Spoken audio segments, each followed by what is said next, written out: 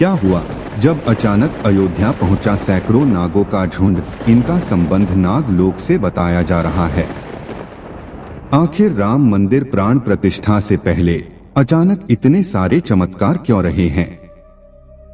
सबसे पहले गिद्धों का झुंड राम मंदिर के आसपास दिखाई दिया, जिसे जटायु के वंशज कहा जा रहा है।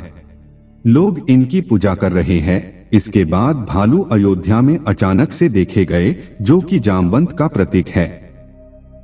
लेकिन अब एक ऐसा चमत्कार देखने को मिल रहा है जो कि अयोध्या के लोगों के लिए ही खतरा साबित हो रहा है। आज के वीडियो में बहुत बड़े रहस्य से पर्दा उठने वाले हैं।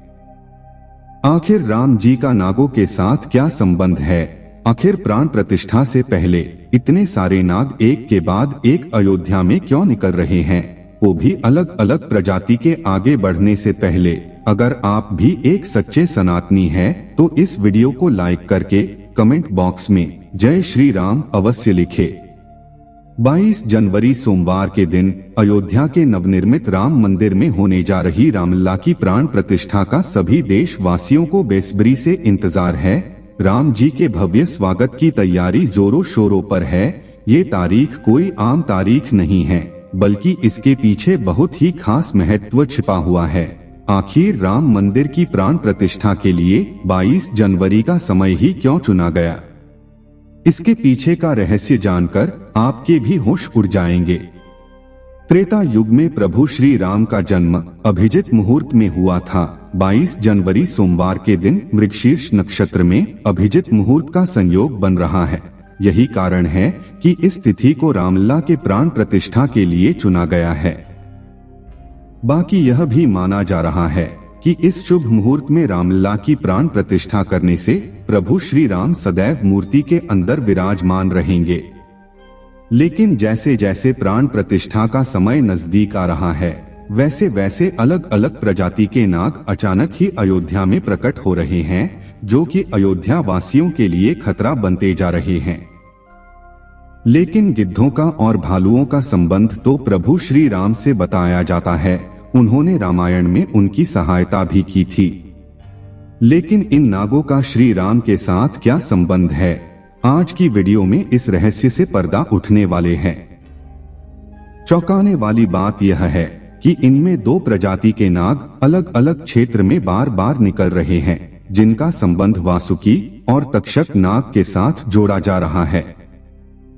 ऐसा कहा जाता है प्रभु श्री राम के भाई लक्ष्मण साक्षात अनंत शेषनाग का रूप है, और वासुकी नाग, तक्षक नाग और शेषनाग तीनों ही आपस में भाई है, जिसमें तक्षक और वासुकी नाग पाताल में निवास करते हैं और शेषनाग बैकुंठ में भगवान विष्णु की सेवा करते हैं।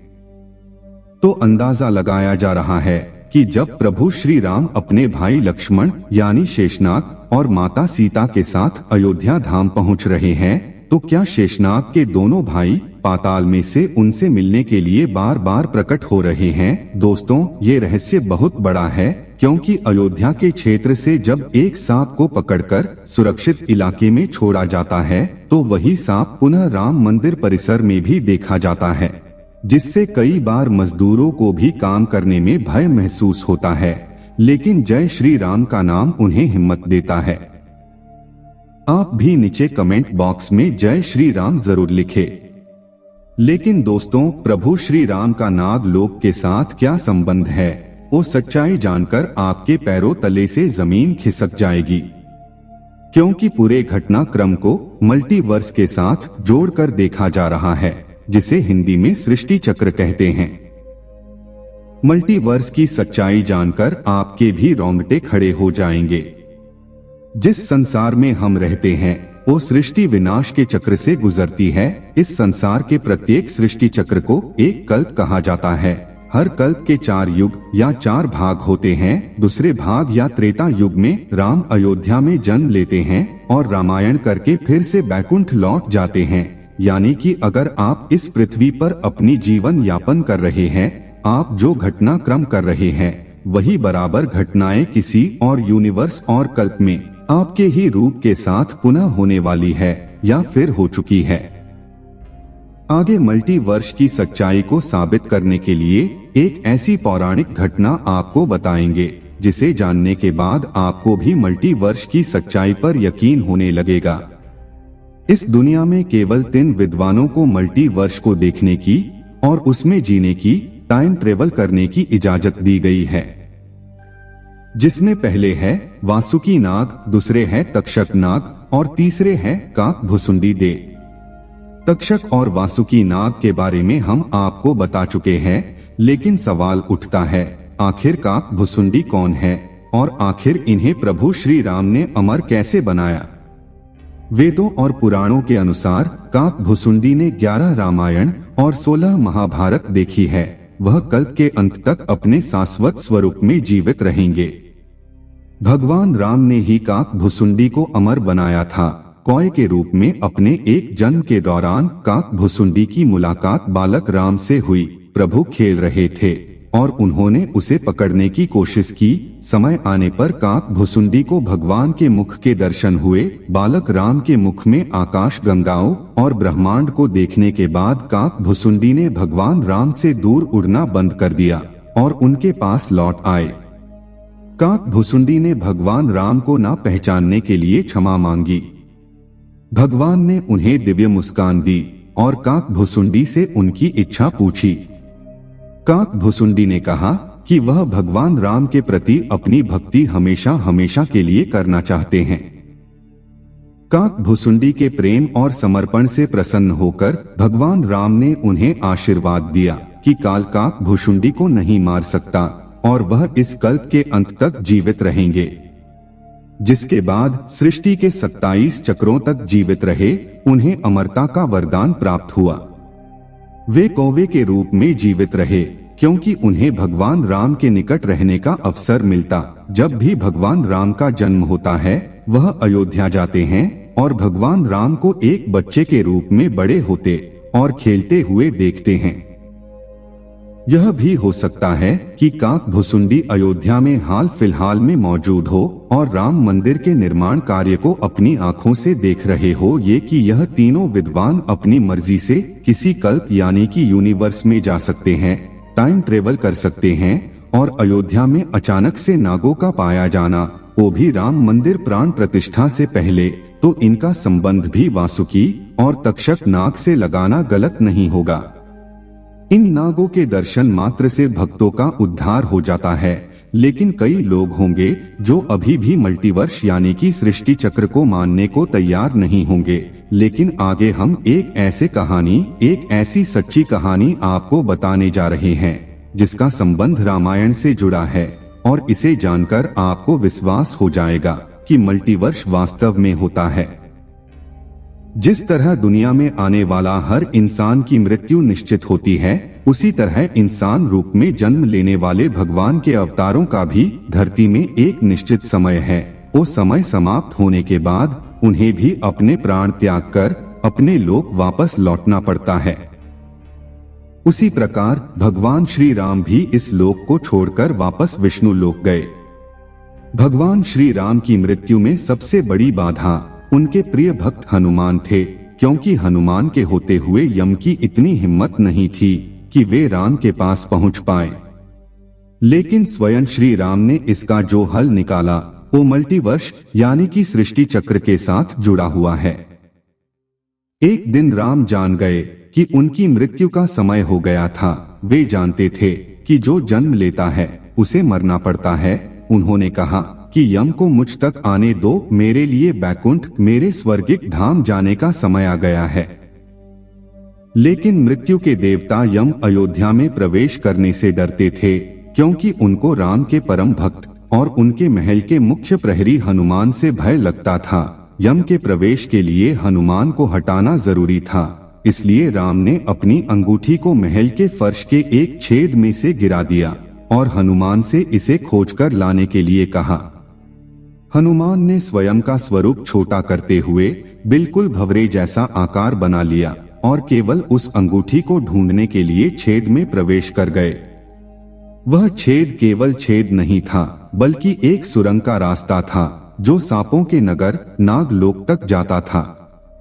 हनुमान सांपों के राजा वासुकी से मिले और अपने आने का कारण बताया। वासुकी हनुमान को नागलोक के मध्य में ले गए, जहां अंगूठियों के पहाड़ जैसा ढेर लगा हुआ था। वासुकी ने कहा, यहाँ आपको राम की अंगूठी अवश्य ही मिल जाएगी। हनुमान सोच में पड़ गए कि वो कैसे उसे ढूंढ पाएंगे, क्योंकि ये तो भूसे में सुई ढूंढने जैसा था। लेकिन सौभाग्य से जो पहली अंगूठी उन्होंने उठाई वो राम की अंगूठी थी। आश्चर्यजनक रूप से दूसरी भी अंगूठी जो उन्होंने उठाई वो भी राम की ही अंगूठी थी। वास्तव में वो सारी अंगूठी जो उस ढेर में थी सब एक ही जैसी थी। इसका क्या मतलब है, वे सोच में पड़ गए। वासुकी नाग वाले जिस संसार में हम रहते हैं वो शुरू भी होता है और प्रलय के साथ उसका अंत भी हो जाता है। प्रत्येक कल्प में चारों युग आते हैं और समाप्त भी होते हैं, और हर सतयुग के अंत में एक वानर उस अंगूठी का पीछा करता है और पृथ्वी पर राम मृत्यु को प्राप्त होते हैं। इसलिए ये सैकड़ों हजारों कल्पों से चली आ रही अंगूठियों का ढेर है। सभी अंगूठियां वास्तविक है। अंगूठियां गिरती रही और इनका ढेर बड़ा होता रहा। भविष्य के रामों के अंगूठियों के लिए भी यहाँ काफी जगह है। हनुमान जान गए कि उनका नागलोक में प्रवेश और अंगूठियों के पर्वत से साक्षात्कार कोई आकस्मिक घटना नहीं थी। यही मल्टीवर्स का रहस्य था। ये राम जी का उनको समझाने का मार्ग था कि मृत्यु को आने से रोका नहीं जा सकेगा। राम मृत्यु को प्राप्त होंगे, संसार समाप्त होगा, लेकिन हमेशा की तरह संसार पुनः बनता है और राम भी पुनः जन्म लेंगे। इस घटना के बाद प्रभु श्री राम सरयू नदी में समाहित हो गए। उनके साथ अयोध्या का एक एक वासी भी सरयू नदी में समाहित हो गया। यहाँ तक कि कीट पतंगे और अयोध्या के पशु पक्षी भी सरयू नदी में समाहित हो गए।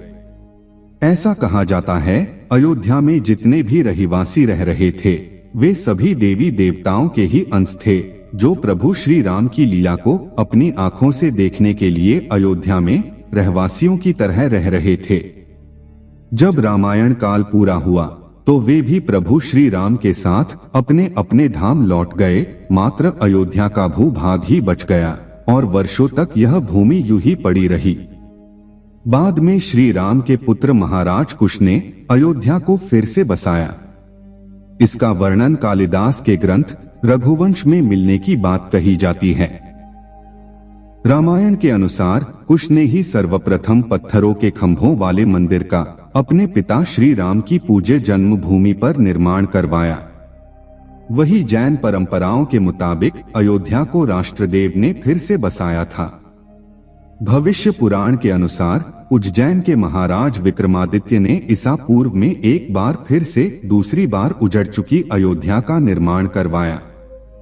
धार्मिक ग्रंथों के अनुसार उन्होंने अयोध्या में सरयू नदी के लक्ष्मण घाट को आधार बनाकर 360 मंदिरों का निर्माण करवाया था। वे भगवान विष्णु के परम भक्त थे और इसीलिए उन्होंने ही श्री राम जन्मभूमि पर एक भव्य मंदिर का निर्माण करवाया था। हिंदू पक्ष का दावा रहा है कि बाबर से पहले भी 1833 में मुस्लिम आक्रमणकारी सालार मसूद ने जन्मभूमि मंदिर को नष्ट कर दिया था। अयोध्या में राम जन्मभूमि मंदिर पर विवाद की कहानी की 1528 से शुरू हुई। हिंदुओं का दावा रहा है कि मुगल आक्रमणकारी बाबर ने उस पवित्र जगह को तोड़कर उस पर मस्जिद का निर्माण करवा दिया। अयोध्या राम जन्मभूमि बाबरी मस्जिद विवाद पर अपना ऐतिहासिक फैसला देते समय सुप्रीम कोर्ट ने उन सिख ग्रंथों को भी अहम साबित माना है, जिसके मुताबिक सिख धर्म के संस्थापक गुरु नानक देव जी आक्रमणकारी बाबर के भारत आने से पहले श्री राम जन्मभूमि के दर्शन के लिए अयोध्या पहुँचे थे। गुरु नानक देव जी 1510 से 1511 के बीच अयोध्या आए थे, जबकि बाबरी मस्जिद 1528 में बनाई गई थी। इतिहासकारों के अनुसार वहां पर बाबर के कहने पर उसके एक सूबेदार ने मस्जिद का निर्माण करवाया था।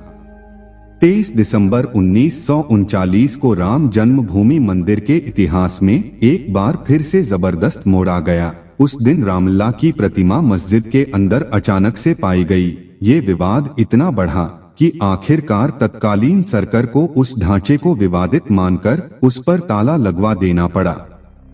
ढांचे के अंदर नमाज रुक गई, लेकिन बाहर राम चबूतरे और परिसर के बाकी हिस्सों में पूजा अर्चना निरंतर चलती रही।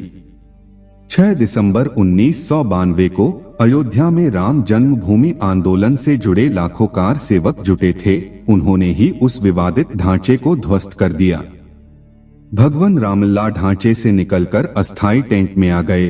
यानी कि राम मंदिर का इतिहास बहुत बड़ा है, कई लोगों के संघर्ष की कहानी है और कई कार सेवकों के बलिदान का प्रतीक है। भले ही हम इस संघर्ष में भाग नहीं ले सके, लेकिन ये हमारा सौभाग्य है कि हम राम मंदिर को बनता हुआ अपनी आंखों से देख रहे हैं। अगर आज की ये खास वीडियो आपको पसंद आई है तो सच्चे सनातनी इस वीडियो को लाइक करके हमारे चैनल को सब्सक्राइब जरूर करें। हर हर महादेव, जय श्री राम।